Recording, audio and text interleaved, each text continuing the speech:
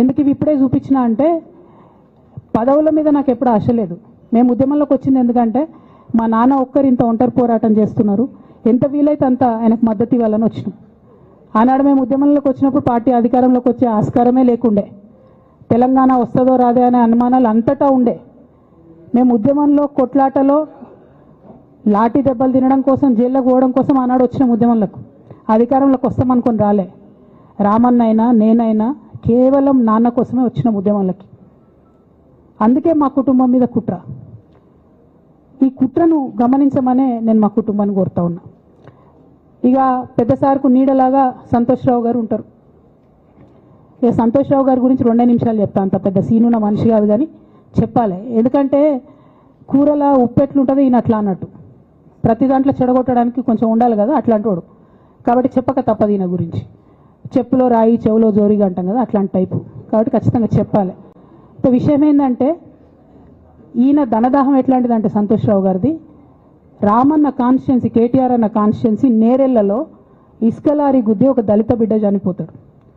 సరే, దాని మీద పాపం అక్కడ ఆ రోజు అందరు యాజిటేషన్ చేస్తే ఈయన సంతాన అడ్వాంటేజ్ ఏంది, ఈడ కూర్చుంటాడు కదా సార్ దగ్గర, సీఎంఓలకి వెళ్ళి ఫోన్ చేసి అక్కడ ఉన్న పోలీసు వాళ్ళందరినీ ఒత్తిడి పెట్టి 7 దళిత బిడ్డల్ని కొట్టినరండి. 3-4 సార్లు 3rd డిగ్రీ వేస్తే ఇలా 7 కుటుంబాలు కూడా వాళ్ళు ఎందుకు కూడా ఏ పని చేసుకోలేనటువంటి పరిస్థితులలో ఆ దళిత బిడ్డలు ఉన్నారు. అది మొత్తం రాజకీయంగా బ్లేమ్ అంతా రామన్న మీదకి వచ్చింది. ధనదాహమేమో సంతన్నది, నేరం చేసిందేమో సంతన్న, వీడికెళ్ళి ఫోన్లు చేసి ఒత్తిడి చేసి కొట్టిపించిందేమో సంతన్న, చెడ్డ పేరేమో రామన్నకు వస్తుంది. ఈ ఎగ్జాంపుల్ చెప్పడం కోసమే నేను ఈయన గురించి చెప్తున్నా, వేరే ఏం లేదు. ఇక సరే టానిక్ వీనిక్ ఈ వీటిలో వచ్చిన కేసులు ఏమవుతాయి? రేవంత్ రెడ్డి గారు ఆర్భాటంగా ఒక అనౌన్స్మెంట్ చేస్తారు. నేను ఇంతకుముందు చెప్పిన కదా మ్యాచ్ ఫిక్సింగ్ ఎట్లుంటుందంటే 1 డే న్యూస్ అవుతుంది, టానిక్లో ఈయన మీద కేసు పెట్టిరని. 3వ రోజు పోలీసు వాళ్ళు ఎఫ్ఐఆర్ కొట్టేసారు. అది మీరు ఇంకా కనుక్కోండి. కాజ్ చేసేసారు, కేసు మూసేసారు. ఏం అండర్స్టాండింగ్ ఉంది, ఎందుకు మూసేసారు? At the same time Harithaharam, తెలంగాణకు హరితహారం అని పెద్దలు కేసీఆర్ గారు పెద్ద కళతోని 230 కోట్లు అక్కడ గోబీ డెజర్ట్ల వాళ్ళు చెట్లు పెట్టి చైనాను కాపాడుకున్నారు. మనం అదే స్థాయిలో తెలంగాణను బాగు చేసుకోవాలని పెద్దసారి హరితహారం అని పెడితే ఈయన దానికి నకిలీ ప్రోగ్రామ్ గ్రీన్ ఇండియా ఛాలెంజ్ అని పెడతాడు. తెల్లారులేస్తే సినిమా వాళ్ళని తీసుకురావాలి, రోజు ఒక ఫోటో వేసుకోవాలి. దాని వెనుక ఉన్న కుట్ర ఏంటంటే జీవో అమెండ్మెంట్ అవుతుంది సంతోష్ గారి గురించి. ఆ ఫారెస్ట్లను 10% ఇన్కమ్ ఎవరన్నా ఇస్తే అమ్యూజ్మెంట్ పార్క్లకు ఇస్తారన్నట్టు. దానికోసం జీవో అమెండ్ అవుతుంది. దానికి ప్రభాస్ గారిని, చిరంజీవి గారిని, అనేక మంది సినిమా స్టార్లను మోసం చేసి వాళ్ళని తీసుకుపోయి వాళ్ళతో ఫోటోలకు పోజులు ఇప్పించి ఫారెస్ట్లను కొట్టేయాలని ప్లాన్ అయినది. ఇక ఈయనకి 2-3 మనుషులు ఉంటారు సంతనకి. ఆయన పోచంపల్లి శ్రీనివాస్ రెడ్డి అని ఎమ్మెల్యే. ఇది నాకు విషయం ఎవరు చెప్పారు అంటే మన పల్లరాజేశ్వర రెడ్డి అన్ననే చెప్పిండు. మీకు ఏమైనా డౌట్లు ఉంటే ఆయన అడగొచ్చు. ఈ పోచంపల్లి శ్రీనివాస్ రెడ్డి అనేట ఆయన వరికోల్ అనే ఊరు, సామాన్య కుటుంబం, మధ్యతరగతి కుటుంబం. ఇవాళ అక్కడ ఆయన శ్రీమంతుడు అని పిలుస్తారు పోచంపల్లి శ్రీనివాస్ రెడ్డి గారిని.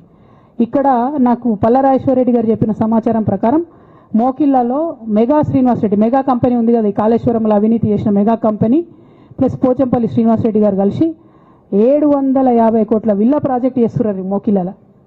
ఏడికేళ్ళు వచ్చినాయి అవి? అవినీతి డబ్బులు కాదా? ఎట్లా వస్తాయి? ఎవరైనా who is this Pochampally Srinivas Reddy? Santosh Rao classmate. అది తప్ప ఆయనకున్న అర్హత ఏం లేదు.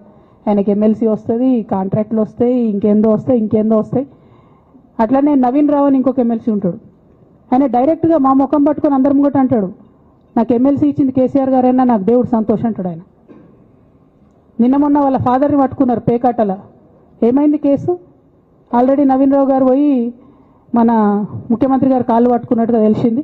వాళ్ళ తండ్రిని విడిచిపెట్టారు, ఈయన మీద భూ కబ్జా కేసులు ఉంటే అవి విడిచిపెట్టారు. అంటే ఓ పక్క సంతోష్ రావు గ్యాంగు, ఇంకో పక్క హరీష్ రావు గ్యాంగు 100కు 100% రేవంత్ రెడ్డి గారితో, ఇక్కడ ఉన్న కాంగ్రెస్ ప్రభుత్వంతో, అవసరమైన సందర్భంలో పైనున్న బీజేపీతోని వాళ్ళు కోఆర్డినేషన్లో ఉండి బీఆర్ఎస్ పార్టీకి జలగల్లాగా పట్టి పీడుస్తున్నారు. నిరంతరం బీఆర్ఎస్ పార్టీకి నష్టం చేస్తున్నారు.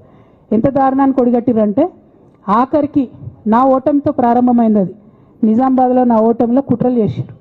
ఆనాడే మనం రివ్యూ చేసుకుంటే బాగుండలేదు. కానీ ఇప్పుడు అది ఎక్కడికి వచ్చింది? కామారెడ్డిలో పెద్దసారి ఓడిపోయేదాకా వచ్చింది పరిస్థితి. 3వసారి ప్రభుత్వం పోయేదాకా వచ్చింది పరిస్థితి. ఒక్కొక్క ఎలక్ట్ అయిన ఎమ్మెల్యేను, ఓడిపోయిన ఎమ్మెల్యేలు పత్రికా మిత్రులు మీరు మాట్లాడండి. సంతోష్ రావు గారి బాధితులు నాకు మామూలుగా ఫోన్ చేస్తలేరు.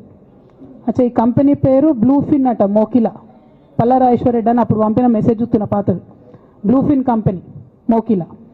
అయితే నేనేమంటున్నా అంటే ఇంత ఇంత స్పష్టమైనటువంటి నేను ఇస్తున్నా, రేవంత్ రెడ్డి గారిని నేను ఛాలెంజ్ చేస్తున్నా. మరి ఎందుకు మీకు మీ ఏసీబీ వాళ్ళకు వీళ్ళ ఇండ్లు అడ్రస్లు దొరకలేవా? ఏం అండర్స్టాండింగ్ ఎందుకు లేదు మీకు? లేకపోతే మీరు చర్యలు ఎందుకు తీసుకుంటలేరని నేను సూటిగా రేవంత్ రెడ్డి గారిని ప్రశ్నిస్తున్నా. ఇక తర్వాత వారు ఏం చేస్తారన్నది నాకు సంబంధం లేదు. ఇక నేను మాత్రం పర్టికులర్గా మళ్ళీ ఒకసారి నా బీఆర్ఎస్ పార్టీ కుటుంబ సభ్యులందరికీ, మా సొంత కుటుంబ సభ్యులకు కూడా రిక్వెస్ట్ చేస్తున్నది ఏంటంటే, నాకు 27 సంవత్సరాలు ఉన్నప్పుడు నేను రాజకీయాల్లోకి వచ్చిన, తెలంగాణ ఉద్యమం కోసం వచ్చిన. ఇవాళ నాకు 47 సంవత్సరాలు.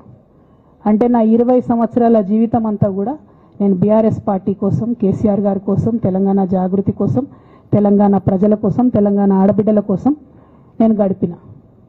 సడన్గా ఇవాళ నీకేం సంబంధం బీఆర్ఎస్తో అని, నువ్వెవరు అని